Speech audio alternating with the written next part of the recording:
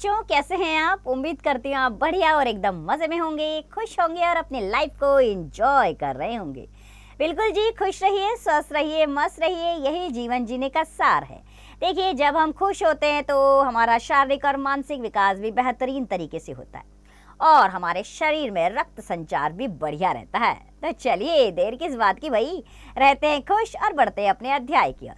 हम पढ़ने वाले हैं एक बहुत प्यारी सी कविता जिसका नाम है धूप। तो बच्चों, सुबह से लेकर शाम तक धूप अपनी चादर पूरे विश्व पर फैलाए रखती है। यहाँ कवि ने उसके विषय में अपने भाव प्रकट किए हैं। आइए कवि के भाव को समझे और उसे अपनाएं अपने जीवन में।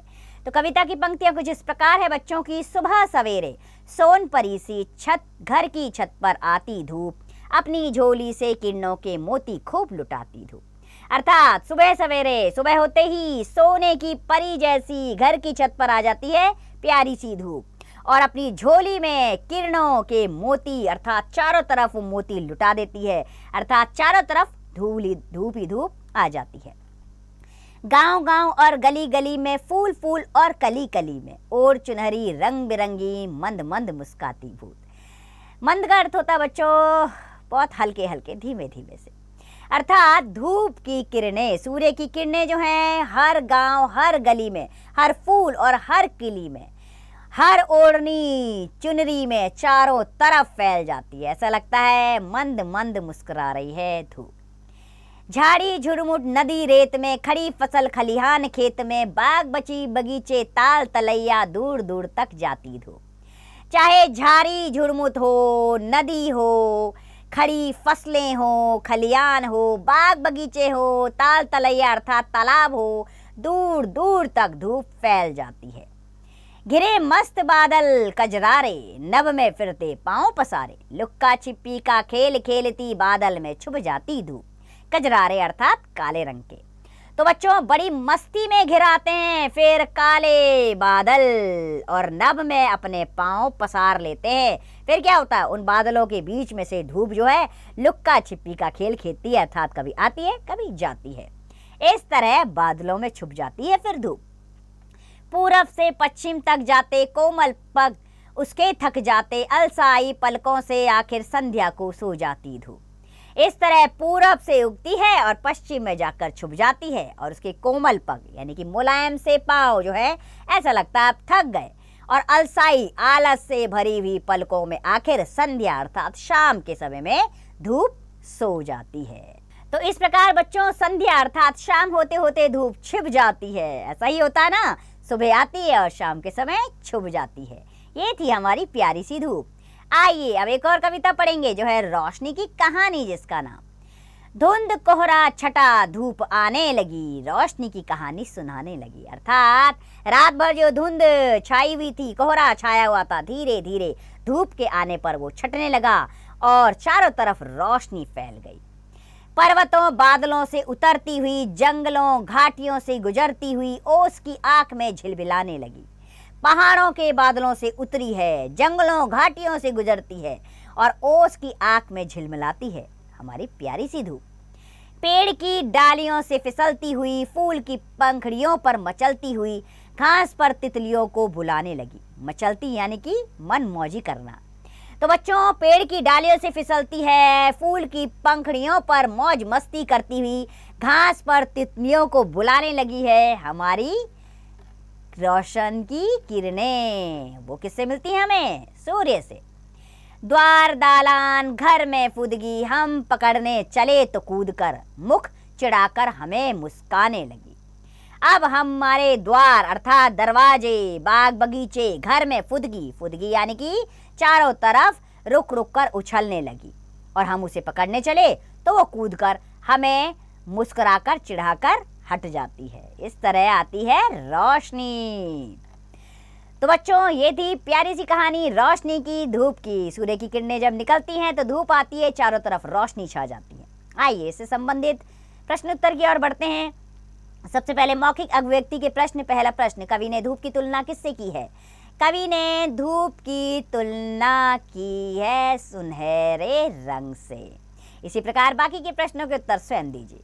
अब लिखित अभिव्यक्ति का प्रश्न। पहला प्रश्न, सही उत्तर वाले गोले को रंगिए। पहला प्रश्न है, लुक्का छिपी का खेल खेला जाता है। बादलों द्वारा, हवा द्वारा, धूप द्वारा, जल द्वारा। ठीक है, तो धूप द्वारा खेला जाता है, तीसरा वाला विकल्प सही है। इसी प्रकार बाकी के विकल्प स्वयं चुनेंगे। ख, कविता की पंक्तियां पूरी कीजिए पूरब से पश्चिम तक। आगे क्या होगा बच्चों, इसमें पूरब से पश्चिम तक जाते कोमल पग उसके थक जाते, अलसाई पलकों से आखिर संध्या को सो जाती धूप। इस प्रकार ये कविता की पंक्तियां तो हमने पूर्ण कर ली। आइए अब अगले प्रश्न की ओर बढ़ते हैं। गौ, पद्यांश पढ़कर पूछे गए प्रश्नों के उत्तर दीजिए। यहाँ पर आपको पद्यांश दिया गया, अर्थात इस कविता का एक अंश, इसको आपने ध्यानपूर्वक 2-3 बार पढ़ना है और इससे संबंधित 4 प्रश्न हैं जिनके उत्तर आपको इसी पद्यांश में मिलेंगे। स्वयं कीजिएगा ये कार्य। घ, निम्नलिखित प्रश्नों के उत्तर लिखने हैं। पहला प्रश्न, सोनपरी की तुलना किससे की गई है? सोनपरी की तुलना धूप से की गई है। इसी प्रकार बाकी के प्रश्नों के उत्तर स्वयं दीजिए। कल्पना की उड़ान का प्रश्न है बच्चों, धूप हम सभी के लिए स्वास्थ्य व अन्य कारणों से क्यों आवश्यक है?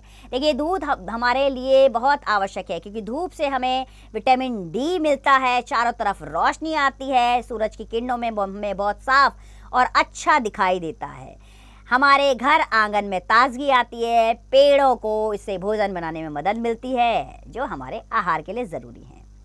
भाषा की बात, शब्दों के जुड़े शब्दों को शब्द युग कहते हैं, जैसे कविता में आया गाँव गाँव। इसी प्रकार के 5 अन्य शब्द युग लिखिए। ठीक है, शब्द युग लिख लिए, जैसे धीरे धीरे, कभी कभी, ऐसे ही शब्द आप लिखिएगा दोबारा।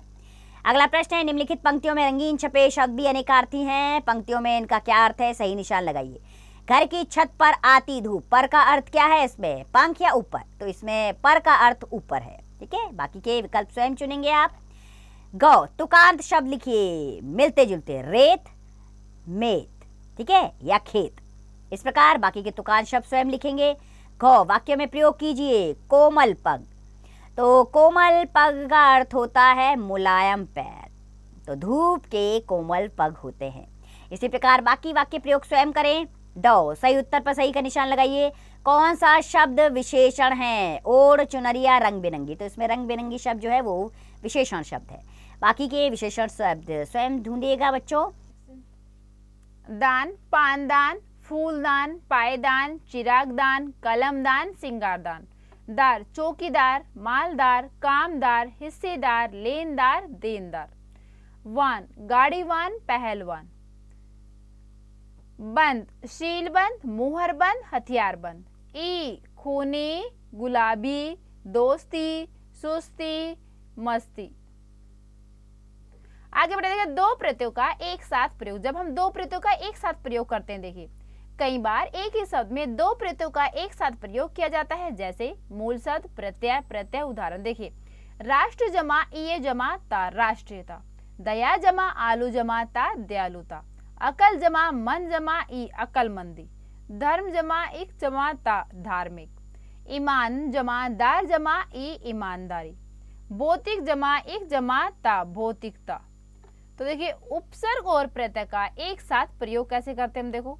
कई बार उपसर्ग और प्रत्यय को एक साथ लगाकर भी शब्द की रचना की जाती है, जैसे उपसर्ग है, जैसे अभी जमा मान ई, अभिमानी। अप जमा मान जमा इत, अपमानित। नि जमा लम जमा इत, निलंबित। बे जमा